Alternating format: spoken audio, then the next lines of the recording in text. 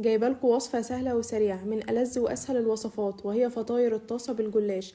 هنحتاج كوباية جبنة موتزاريلا، كوباية جبنة ميكس، 2 طماطم، 2 فلفل رومي، حزمة بقدونس، نص كوباية سمنة، وأي نوع جبنة مطبوخ. احنا هنستخدم مزارع دينا. وقبل ما نبدأ الفيديو، لو أول مرة تشوفونا ما تنسوش تشتركوا في القناة ولايك وشير لو عجبكم الفيديو. معانا لفة من الجلاش، احنا هنعملها بطبق ونص او طبقتين زي ما تحبوا. وزي ما انتوا شايفين هنبدأ ندهن الجلاش بالسمنة، هننزل بجزء من الحشو بتاعنا، وممكن تحطوا اي حشو تحبوه. احنا هنحط شوية جبنة موتزاريلا وشوية من الميكس عبارة عن شيدر ورومي، ونحط اي خضار نحبه. احنا هنحط طماطم متقطعة قطع صغيرة وفلفل وبقدونس. البقدونس بقى بيوديها في حتة تانية خالص.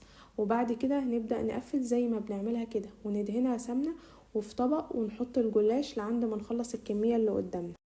وممكن تحطوا فيها لحمة او فراخ او اي نوع خضار تحبوه، لانها بتنفع غدا او عشاء. واحنا هنضيف جبنة كريمي عشان بتخليها كريمي كده، ولو مش متوفرة عندكم عادي ممكن تستغنوا عنها. وتعالوا نكمل باقي الكمية مع بعض، وهسيبكم تشوفوا هنكملها ازاي.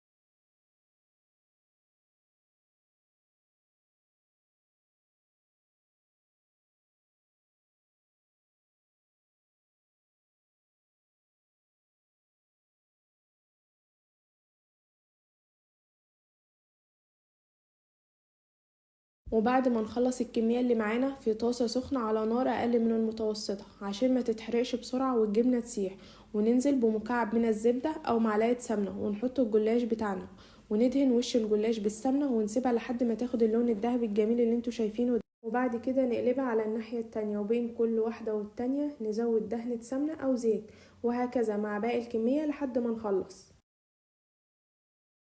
وده الشكل النهائي بعد ما خلصنا كل الكمية اللي معانا. شايفين الجبنة بسموتي ازاي؟ بجد طعمها تحفة تحفة بجد، وجوسي من جوه. واشوفكم في فيديو جديد مع اكلك ألذ مع بنات العيلة.